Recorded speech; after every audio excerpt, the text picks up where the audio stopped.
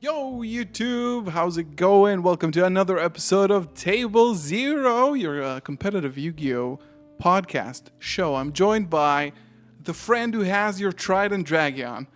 It's fine. I actually still don't. I still don't have the Trident Dragon because I played it versus Joshua Schmidt. I played versus Joshua Schmidt, Tenpai Dragon, and I said I didn't want to play it anymore after that. I summoned a printer rare on him and I still lost. So Yeah. if you haven't seen that, I guess you could check that out. But Well, I guess that maybe if it was a real Trident Dragon, you could have maybe won that, right? yeah, it was actually because I misplayed and forgot to summon from deck for Chandra because in my brain it had already been negated by a droplet or something, but it said he used it only on my Pydra. Anyways, I flipped Rivalry in game 3, so yeah, that was a very fun and interactive game. Yeah, go check out that video from Josh's channel. But today we have a few interesting topics. I think that as we are recording this, we have French national Top Cut going on in the background. We have a lot of national days happening all at the same time this weekend, and it's probably the peak of this year's competitive season, starting off right now. It's gonna culminate obviously in Worlds, which is gonna be probably August. I don't know. Usually that's something like that. Yeah. And we all have our own respective nationals to prep for. There is YCS Rally still on the way. Indianapolis. No, Rally. Indy. Yeah, Rally already happened.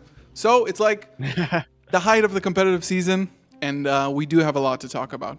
I think that maybe we'll start off by talking a little bit about a format snapshot as we do every episode, just to get everybody at home situated on where we are. A little time capsule. Yeah, a little time capsule. This is Yu-Gi-Oh! As of May 19th, 2024.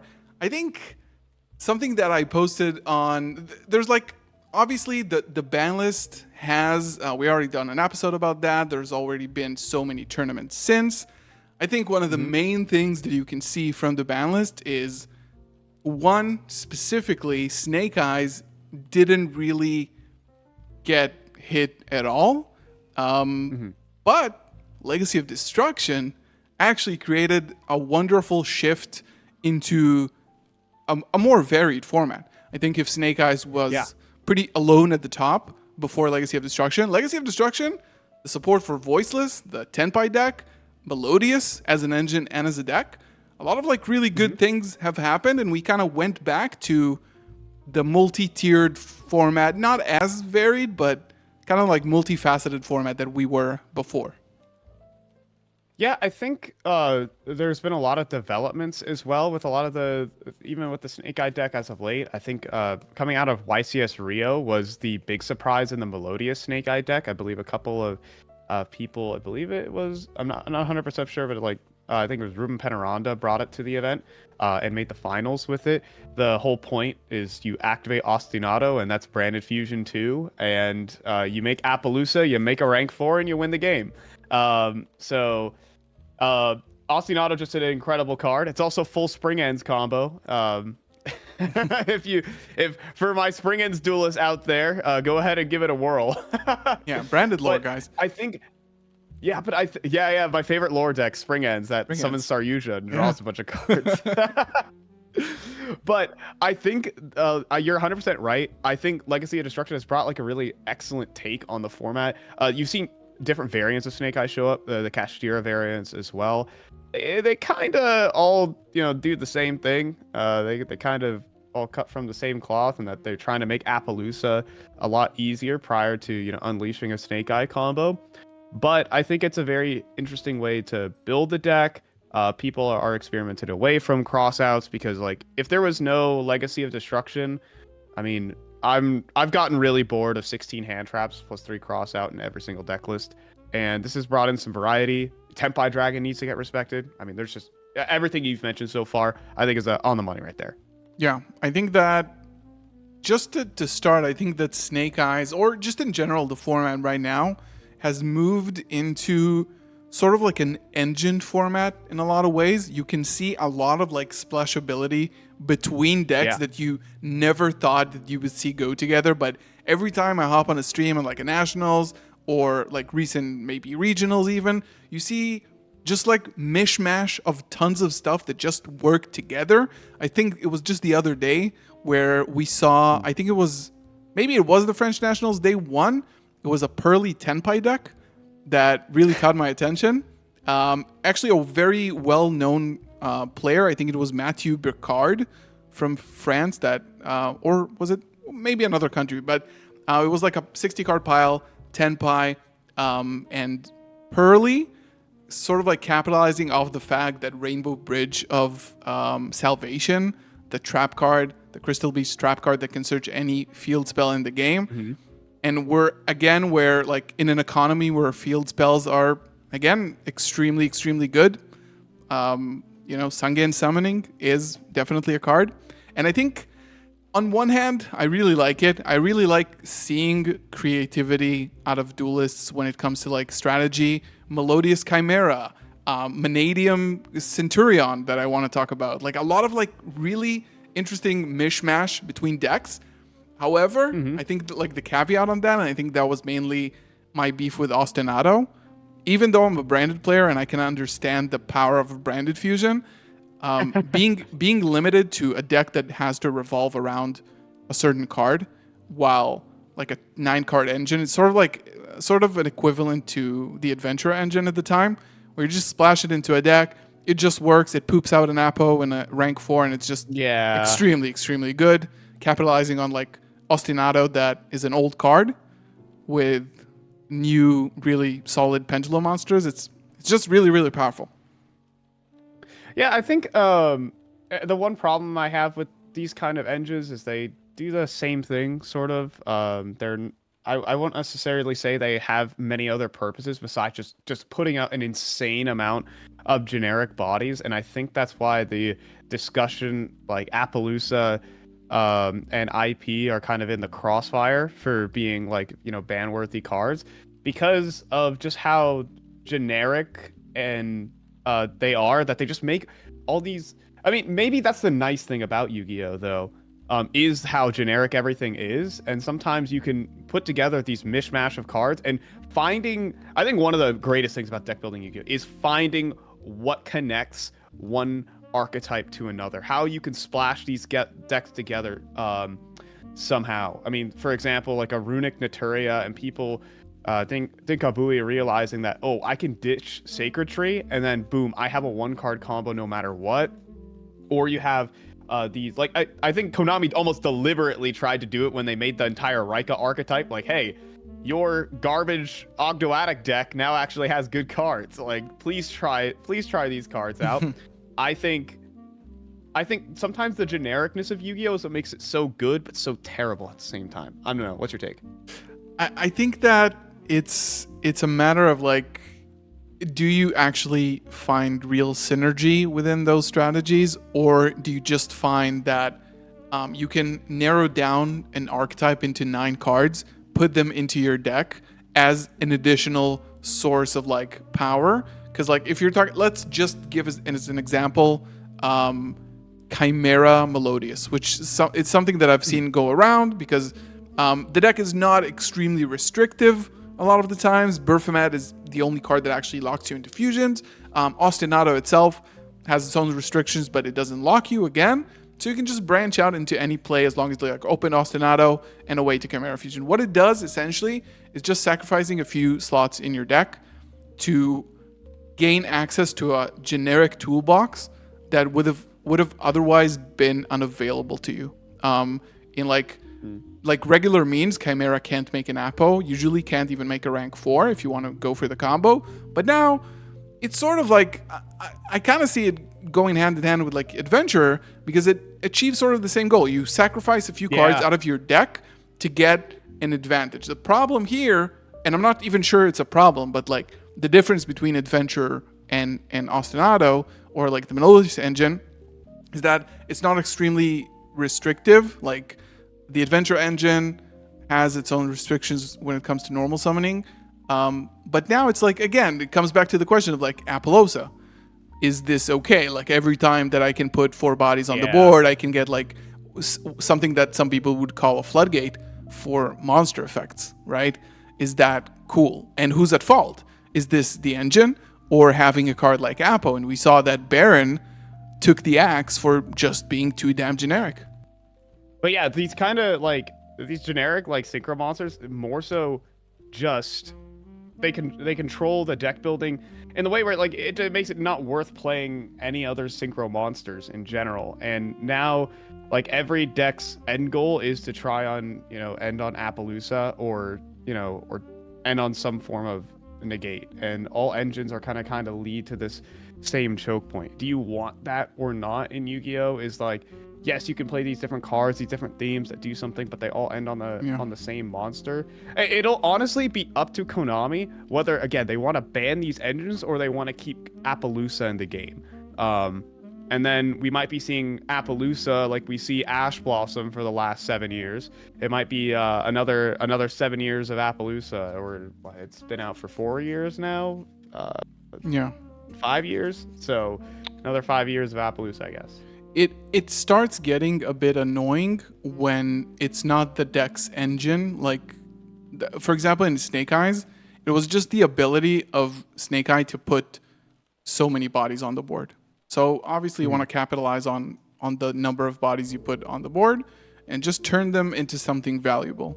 The fact that a smaller engine that you can put in your deck can do the same thing and generate so much card advantage out of like a very few amount of cards might be the problem. I think that if you're looking at with the era of like generic extra deck boss monsters, I think this is what Yu-Gi-Oh should be. I mean, I wasn't sad to see Baron gone because there was a huge design flaw there of a card that is way too easy to summon and an effect that was just too good, or like 3 effects that were really good altogether. I want to say, have you ever heard of a game? It's like a browser game called My Little Alchemy. Yeah, where like you start off with like a couple of elements and you combine them together to just make the these 4 new elements, and you can just blow up. Yeah, and then you like boom, you make a cloud, steam, and then you make an island and stuff like that. Yeah. But sometimes I always run into the same thing where I keep making the same object over and over again, like all roads lead to this. That's Appaloosa right there. I'm trying to make all my different things with this perfect new element. I'm trying to invent something. It's just Appaloosa. What happened? Yeah. It feels like it just happens every single time. Just a deck that just puts up a ton of bodies right now, and that might be the case. Again, that's how people found out about the Kashtira engine being very viable, is that provides a lot of face-ups for the Snake Eyes to use, and then you can summon back with Unicorn, rip the extra deck, and then it helps you make Draco Sack, which, boom, oh, what does that do? Summon more tokens, let you climb into Appaloosa. Oh boy, big surprise. So that's kind of the end game right now. But, like, it should go. I think Appaloosa should go, personally. It limits creativity, but I'm not necessarily I don't necessarily hate the card. I think I've just kind of accepted it as a part of Yu-Gi-Oh! And you just kind of have to deal with it. I thought the same thing about Borreload Savage Dragon, but I guess I was wrong. I think it was more targeted towards Snake Eye. I think you can't really put Borreload Savage and Baron on the same scale. I mean, it's just the power level is completely different, even though they both got hit on the same list, seemingly to make them look, the same, but they're way off that. I'm kind of torn because, so what's the play? Are we no longer making generic, out of archetype boss monsters, or just monsters in general that you can use as a toolbox for your deck to access? Is that this is what Appaloosa going away means to me? Yeah. Which is a shame. Again, it circles back to the point where it's a lot of Yu-Gi-Oh is finding that one big connection that gets you to the other part. Yeah. I mean, I joke. My running joke in my friend group, because one of our guys nearly topped the nationals, Arnats here with Spring Ends. Spring Ends vanquish Soul, because the joke is any rank 4 in the game is full Spring Ends combo, guys. Or Raisin. Any rank 8. Or yeah, and Raisin is a rank 4 right there. And eventually he pivoted to playing Centurions. And guess what? You can send 2 Centurions if you already, if you don't have Spring Ends combo, is full Spring Ends combo. 2 rank 8s is also full Spring Ends combo, because it all gets you to what is it? Spring Ends Champion Sargus, which searches you Tally-Ho and Tally-Ho detach 3, and you get your whole deck online. And his joke it's like, I would go full Spring Ends combo, they might hand trap me, then I would normal summon Primera and FTK them. But like that's the nice thing about Yu-Gi-Oh! Is finding these little things that connect your deck together that really do that. Again, the Melodious engine being full Snake Eye combo, you make Appaloosa, Infernal Flame Banshee without using your normal summon, 1, 2, and you win, right? That's just, it allows for creativity, but at the same time, it almost limits creativity in this very weird way. Generic cards. I think that the way I see it, and I think we'll move on to the next topic after that, is that we're seeing these trends come online every now and again. Like now, we're talking about Appaloosa because Snake Eye and Melodious can just fart out bodies and just make it, because it doesn't require anything, right? It requires monsters with different names, no tokens, super easy. You have 2 really good engines that could just spit out a lot of monsters and make it. But then I'm just thinking, like, look at a Rika board, for example. Look at a branded board without like without like a puppet, right? Just like a normal branded board. Look at these like very xenophobic archetypes that have their own toolbox of boss monsters, and they don't need to access anything else like Appaloosa. While when you have like and that's like way more of a defined strategy. Like Rika is a strategy that has both extra deck support, it has main deck support, it has a lot of cards tying everything together. But Snake Eye is a very small archetype, right? That all it does, it just puts up bodies. There's no Snake Eye extra deck monsters, because their extra deck monsters are everyone's extra deck monsters. And every now and again, a deck like that will appear. The fact that it comes by sort of like abusing an old card with new support that was intended to make that archetype good, like Ostinato, is kind of annoying. It's kind of cheesy to me. I don't think that Appaloosa is like to blame for that, but we never know what Konami is going to be thinking after this. Yeah, it is just a. I mean, I personally, like, when I saw Snake Eye Melodious, I'm like, wow, that is really sick. But everyone's like, oh my gosh, it's so cool. But then when everyone found out it made Appaloosa, they're like, oh, this is so boring. That's not cool at all. Like, there's nothing cool about that. I don't think many archetypes can kind of have the breadth to actually find out, or like be able to have this kind of unique factor without these generic cards, though. Like, branded is literally the most supported archetype behind Heroes, probably, in terms of just number of cards that mention Fallen of Albaz. I mean, there are like 200 hero monsters, but like, well, it's a matter of design choices, right? They didn't make Snake Eye's extra deck monsters. Why? Yeah, they just made it a bunch fire level 1. They made it fire level 1 body dot deck, yeah. And I guess that's right. But I mean, even with like the generic cards, like, you see how people are pivoting their strategies away from that and doing things with like Puzzle Amino and doing things with Hope Harbinger. I feel like finding those kind of generic ways to utilize that, again, it's just its own way of creativity. Instead of having your deck kind of pre-packaged with its own set of boss monsters and things like that, you kind of can use the 11,000 cards that are printed in Yu-Gi-Oh to have that kind of creativity. But you end up using 5. I mean, we use the good ones, all right? Yeah, or at least people. I mean, the goal is that like people find the good ones, and obviously, eventually, people catch on. They copy. They understand why it's good, why it's bad, and all the likes. So, there's that. there, and yeah, I mean that can kind of transition into the format YCS Indie and coming up for big techs for me. So when is Indy? 2 weeks. 2 2 weeks weeks. from right. 2 weeks It's forever. from when we are currently recording this. I'll be in top cut of YCS Indianapolis. So. Yeah, you'll just be like winning your feature match.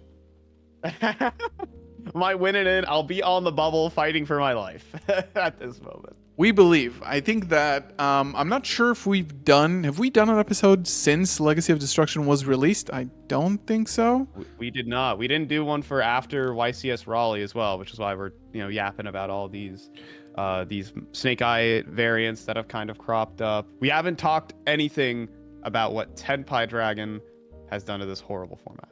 So yeah, Tenpai Dragon, if you listeners at home aren't aware, is a new Fire Dragon strategy that was released in Legacy of Destruction. This strategy sort of like creeped up in the OCG to dethrone Fire King and Snake Eye, sort of like fighting for the top with Voiceless Voice over there after Legacy of Destruction came out. People obviously knew this powerful strategy is going to be impactful to the metagame. The fact that the strategy is sort of like a pure blind going second strategy that is what this deck is intended for. Unlike Ascend, it's really good. Ascend, I think, was kind of like, it was kind of sold as like, yeah, go second, and that's exactly 8,000 damage on board. Well, how about 36,000 damage? Before I let Fi take the lead on this, I do want to say that one thing that was different about this archetype, every core set has its own premier archetypes that are kind of like the core of the set. This one was probably Raika, Tenpai, and probably the Shining Sarcophagus archetype. Those were like the three premier debuting archetype that are released in like full, not like legacy support, stuff like that. And Tenpai Dragon, surprisingly, were all super rares and commons, which I think was also a very big twist that not a lot of people were expecting. I am going to commend Konami on that. I think it was a good decision to not make this deck even more expensive than it already is because of a certain card that was printed 15 years ago that your fan might have in their bulk. But yeah, very good deck. Coming in 4 months, guys, by the way. 4 months. Yeah, in only 4 months, you're going to be able to probably get this in the tins. After the entire competitive season is over, guys, then you can get your Tenpai Dragon, your Trident Dragon, and have fun. So I'll hand it off to Fi in a sec. I've been starting to, I don't really have the energy or the time to test for nationals, but I have to because it's less than a month away for me. I am defending the throne, but I am also coming in with the perception of like, Tenpai is really, really scary for me to handle. And I think for a lot of people, and the deck is showing really good results. Lucky for you, you have a deck that can actually play during the battle phase. So that's like, assuming I played branded. Well, I mean, it's still a good deck. So like, assuming I will. It's, but wow, what do I gotta say? I mean, almost, as a competitor, as someone who's like going to these events, having Tenpai Dragon be super cheap, which is, first of all, great for the players because I get to pick it up and bring it to locals as well, no problem. But that it is everywhere. And the thing is with this deck is that I think Snake Eye has gotten to a point where everyone is tired of what it does. And people kind of already understand what all the cards do. But I think after about maybe, 4 or 5 locals tournaments with Tenpai Dragon, you have maximized the technical play you need to play the deck. It's a deck that is extremely easy to master, and I don't feel like rewards skillful play at the end of the day. And when you have a deck that is this popular and you can just rip these 6-card hands that happen super often, that no matter what your opponent has, you will always win. You're gonna open Shifter, double hand trap, and then field spell Pydra. The game is over. You were not winning this whatever. And I feel like it doesn't there, and even then it's like it's so difficult to misplay with the deck. Like you have to forget that you could e-tele a monster from the deck when you play against Joshua Schmidt. That's how you toss games with the deck. So the one problem I have is that it is too easy, and it is, and it can be very luck dependent. Obviously, if you ever want to make a going second archetype good in Yu-Gi-Oh, you have to do that. You make it busted. You have to make a field spell that says, that demands you have a way to interact with it immediately, or else you're gonna lose the game. Things like that. I've had other I get 2-card comboed where I was playing Unchained at a locals for fun, and then I get Lightning Storm in a droplet into activate field spell, and I lose. It's I really didn't play any Yu-Gi-Oh there. So that's the one issue I have with the deck, is it just plays so low to the floor. And sort of also plays by itself a bit as well. Yes, exactly. It plays itself.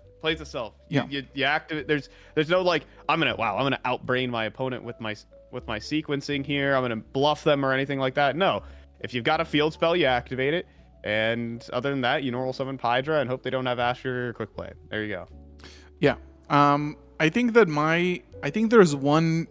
Obviously, you are correct about Konami's making a going second deck. So what Konami was thinking basically is they looked at Trident Dragon, which was a card from Raging Battles, which is a very old set, and they built an archetype around it. It happens quite often, I think, in recent years, where a card, like an old card, would get an expansion of an archetype. But Trident Dragon was Thunder Dragon, exactly. It's the same exact case as Thunder Dragon, even though it had a fusion back in the day, but we'll let that slide. And Trident Dragon was kind of like a card that it was a fire dragon. It can gain attack and gain multiple attacks per turn, right? It destroys cards. It's a really good card, obviously. And they build the entire archetype around it, right? One thing that is my beef with it is that, and we're not going to spend too much time talking about this because I talked about it over on Twitter so much these past few weeks.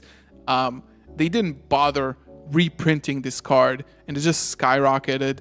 And they did one good thing with releasing the deck in very low rarity, but didn't bother printing the card that the deck was based around at all. Yeah, which is, and it's why, brother, why? I feel like that's you missed out on a huge market there as well. I can't believe, I thought they were gonna reprint it in an OTS or something like that. I think I made a tweet about that as well. Either a misstep or I don't know, somebody screw up, or because Konami's not benefiting from Raging Battles or single sales on TCG Player. It's just, it doesn't work that way. If there's no new product to push it through, it's not going to make them money. I don't understand the thinking behind it. But that's more of a, reprint issue. I think the main issue that I have with the deck is that I think I enjoy Yu-Gi-Oh! More when it's interactive. I remember when I was playing, my second deck ever was Sky Striker. And it's also a pure going second deck. And the deck is better going second. And every going second game was this sort of uphill mental battle that you were prepared for.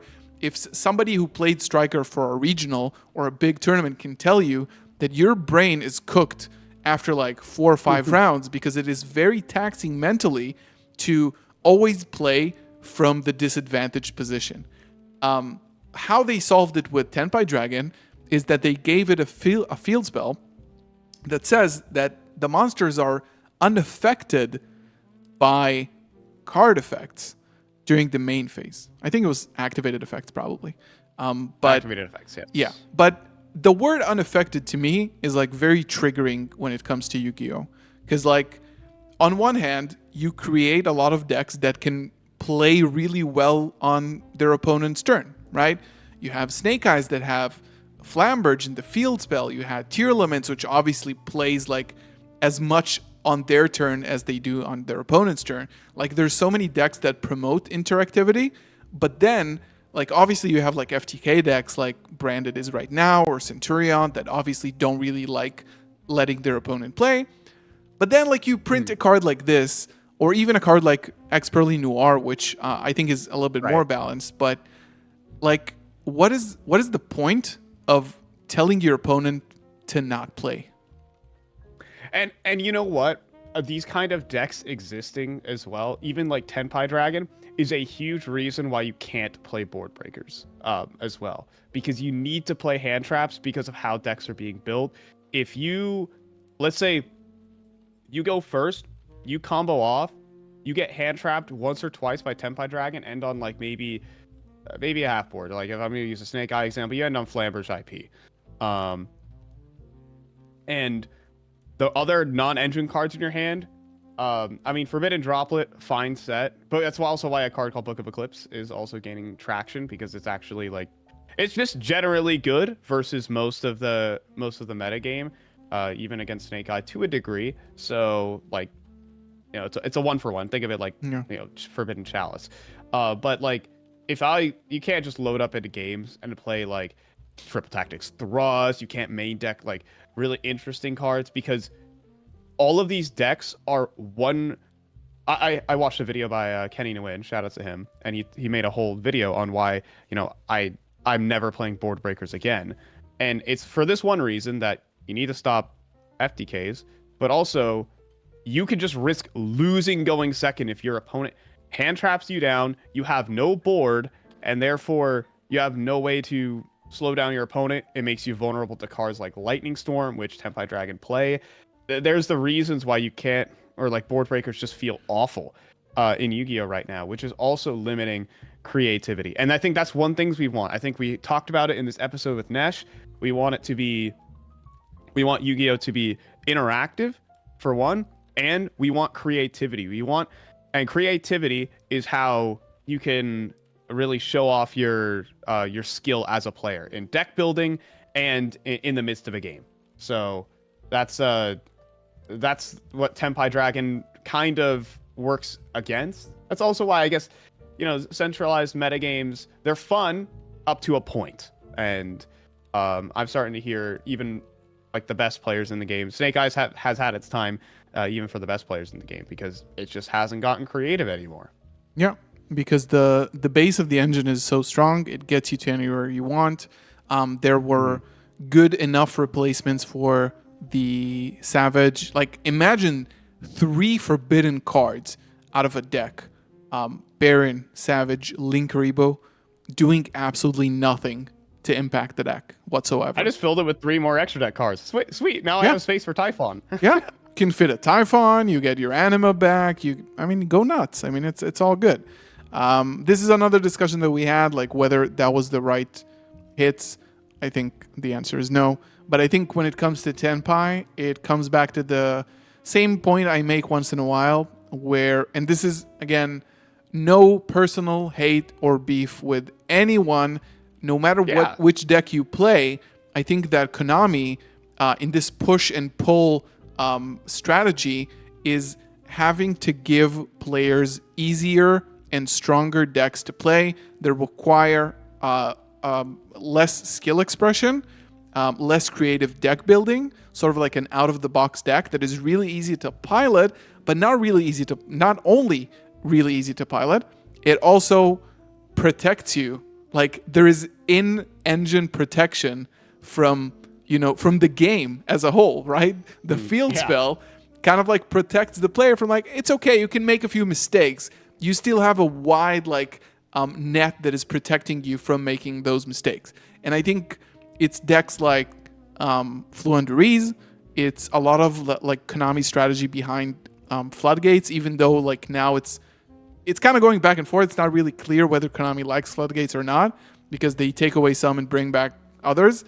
But overall, there has to be a good answer for the player who just wants to go nuts and have fun and win with a strong deck that doesn't really require so much, investment, right? Playing Snake Eye at a big tournament, and Fi can attest to this because you've already done that. It requires a lot of preparation, right?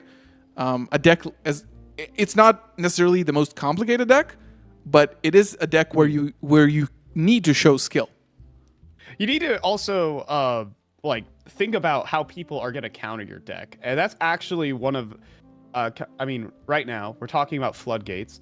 One of the worst Floodgates at the time of recording this video. Don't say is Rivalry of the Warlords. Oh, I thought you were going to say something else. Okay, go ahead. No. There are. What you want for me to say? The puppet? I don't know. Well, this is like D-Barrier. We'll talk about that.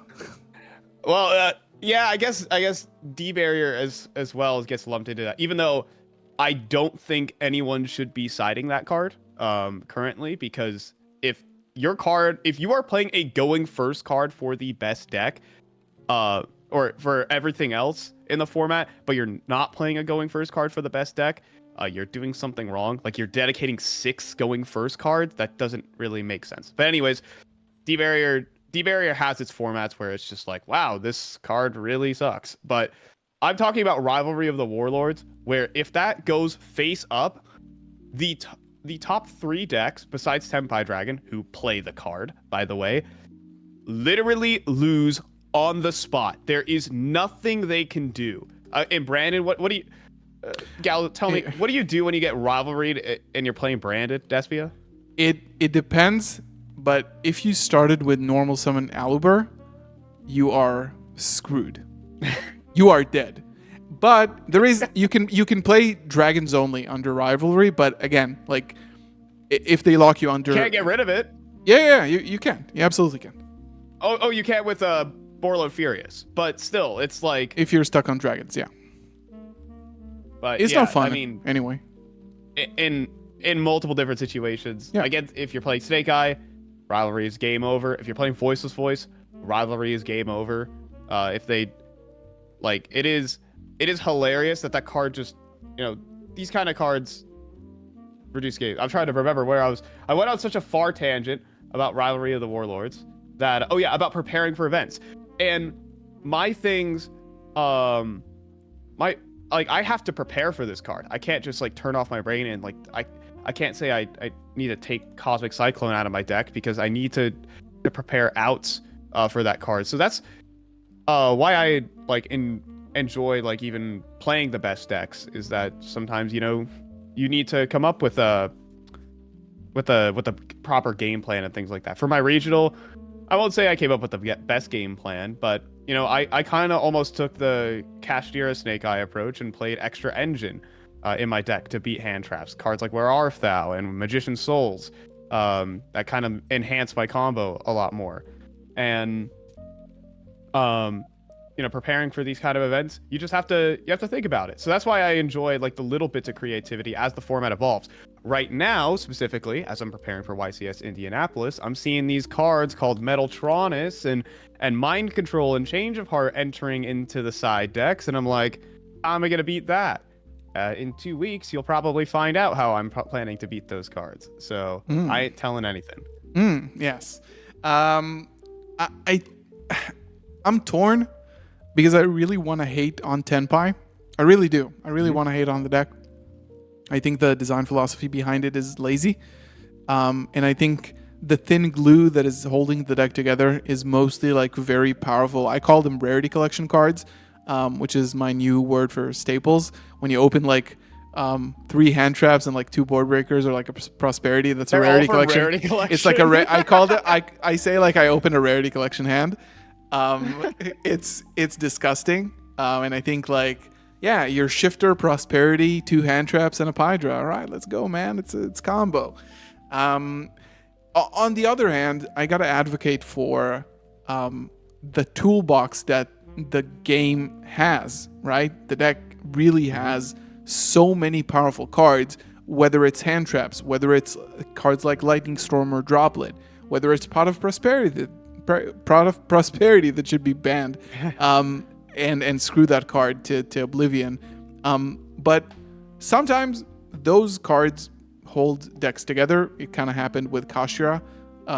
It's kind of happening with pure Kashira up until now, even.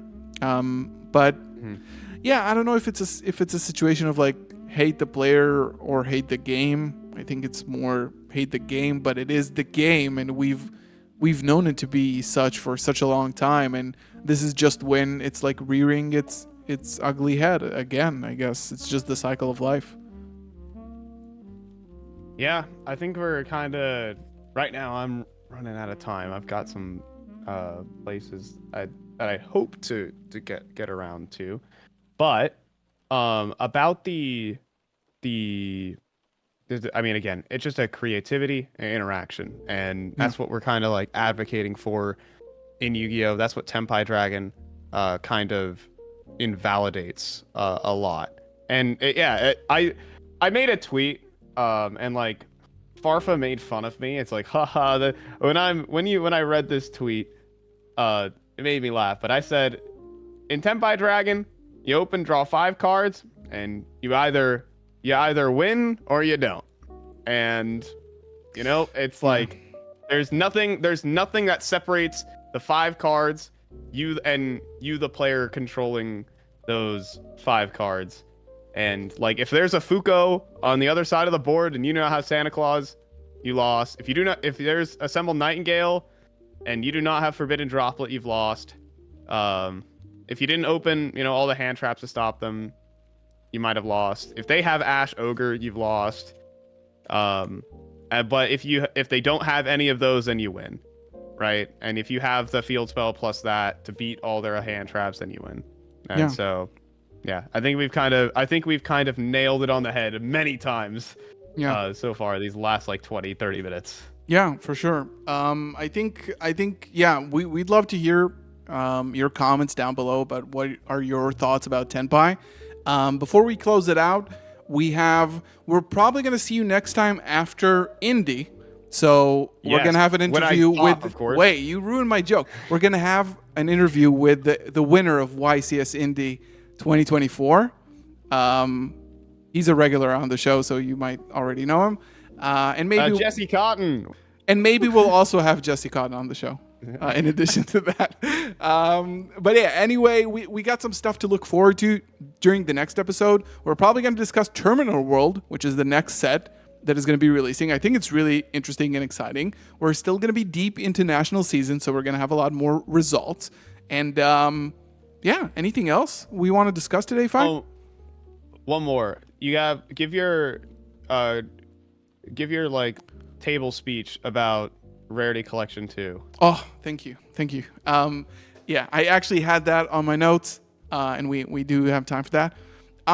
Rarity Collection 2. I think that my thoughts about... I mean, the first Rarity Collection was a product imported directly from the OCG. Best set ever.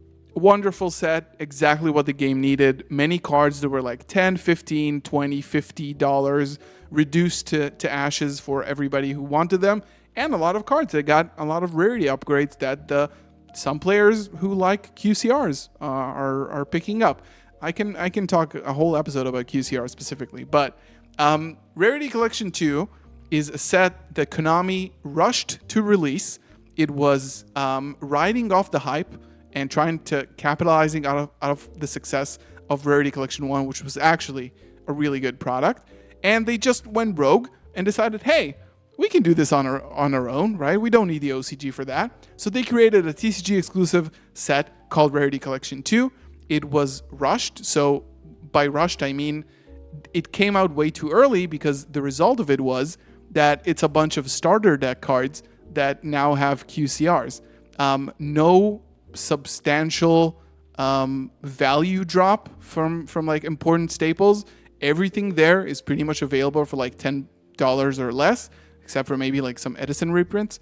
So they failed on the Time Wizard reprints there because there weren't really any good ones. They're scared to reprint banned cards. And overall, I think the set is garbage. And thank you for the 6 new branded cards in my deck. It's like Cool. Yeah, I know. You got like QCR Rinbrum, which is pretty sick, and QCR Masquerade, which is also Dude, very sick. They're just insane. But like, I mean, and like the Visas field spells, I'm at least happy those got reprinted, but like there's no Fenrir. Bro, if there was like QCR Unicorn, dude, that would be like so sick. I'd be so down. I would pick those up immediately. Like, I wish they kind of, I mean, all the Pearly cards coming out at least. That's really cool. I'm actually really excited to play that deck for cheap. That's not the set to release those in. This is not where you release archetypal cards. Yeah, well, that is fair. That is fair. Right? I mean, at least there's a crossout reprint. Not there. I mean, they reprinted all the. What do you think was missing? I'm just looking for. I'm just looking for my tweet on one of the posts that Tombox made. Let me see if I can find it. But overall, I think there were a lot of really important cards that were definitely missing here. I can start off by just naming some of them. I think, as you said, Kashtira. I think Kashtira Fenrir is one of the most influential cards of the last few years. I think the card is at an iconic level right now. Bestials. I think Maxi, they shouldn't be scared to reprint Maxi.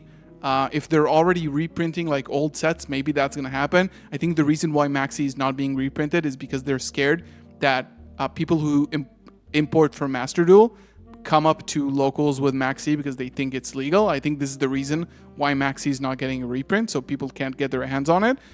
This is a conspiracy. We have Charmers, we have Thunder Dragon Colossus, we have Harp Horror, we have Salamangreat Gazelle, we have even Sunlight Wolf. I think is a really good addition. I think something like Relinquished Anima, I think that I thought that Linkuriboh was going to be in there, but it wasn't. Beatrice, I can go on. Trident Charmers, Dragon. Trident Dragon, Engage. There's so many cards. There's an infinite amount of cards that would have been a better fit. I don't like the fact that there is like 3 Exo-Sister cards there. Who cares? The one that's already has a Starlight, by the way, I should add. Like, why? You just made me extremely sad when you mentioned QCR Bestials. Like, I would die for a QCR back to No, like, they're gonna rush Rarity Collection 3 because this one isn't gonna do well. And then I'm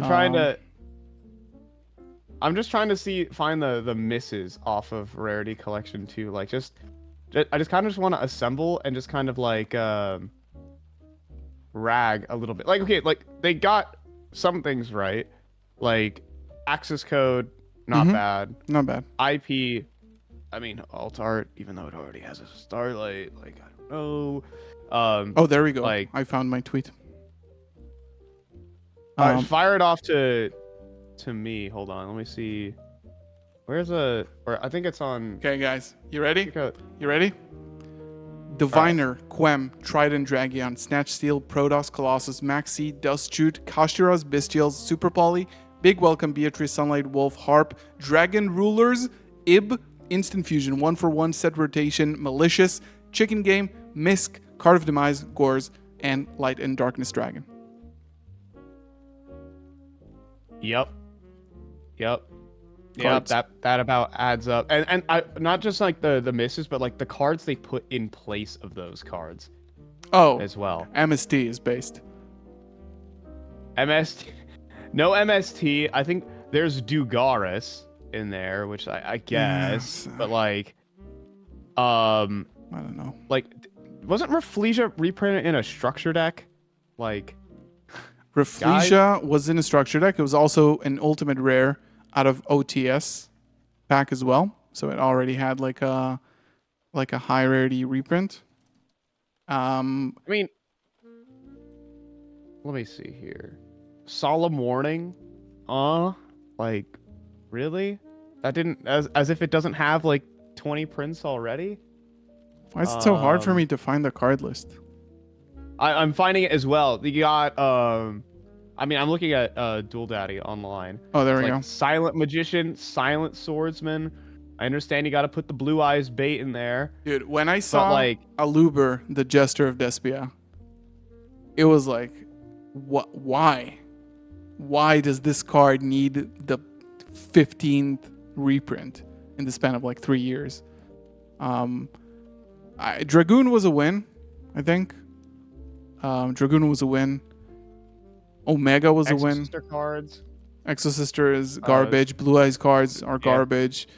Psychic and Punisher, nobody cares about this card, to be honest. Phantom Knights of Breaksword. Yeah. Like what? Why not like, Bardish? Why? Why not Bardish? That has like a gold in a legendary dex reprint. Heraldic Seals was good. I think that's a really good show. I mean, obviously we're like a little biased to like very meta relevant cards, but there are other cards that like desperately needed it. Well, that's I'm not then sure what's what the to goal? say. What's the goal of the set then? What's the goal?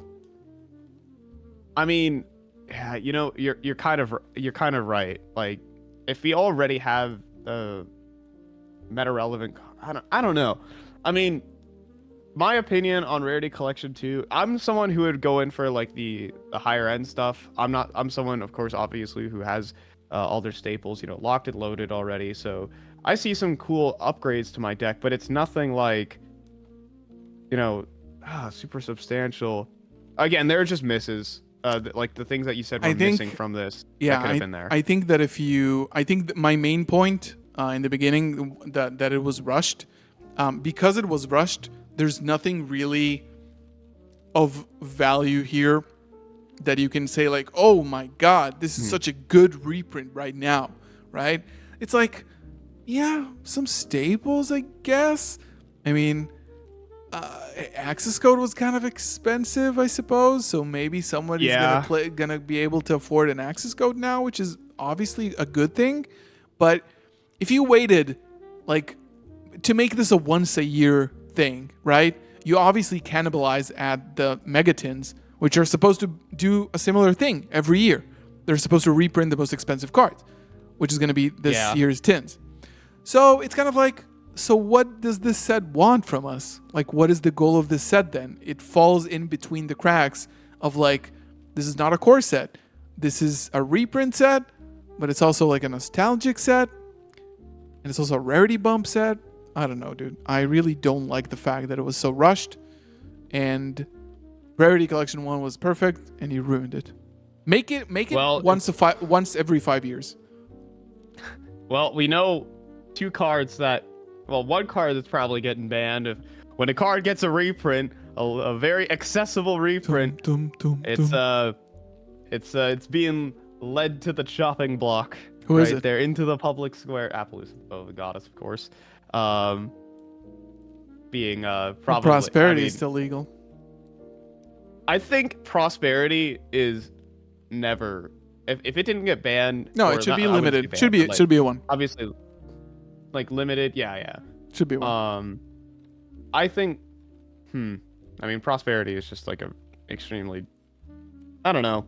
The only problem I have with Prosperity is that you just Prosperity for Floodgates. So. I mean, Prosperity for whatever you want. Floodgate. Yeah. I mean, I saw your tweet of like banish 6, add a card from your deck to your hand. It's more like add any 3 from your deck to your hand. That's fair. Even that, it's only like 50-50, but 50-50 is a good chance. Yeah. Anyways, yeah. I think Rarity Collection 2. I must bounce, and that is Rarity Collection 2. Yeah. Give us your thoughts about Rarity Collection 2 as well in the comments.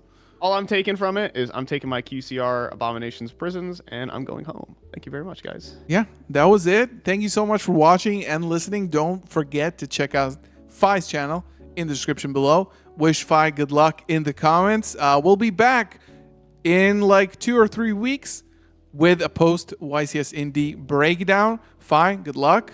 And thank you. If you don't bring home the trophy, you're fired. No, we're not paying him. No, all right. Bring up the real winner and have him replace me. We will. See you guys. Take care. Peace out. That's the pressure. The pressure's on. Bye.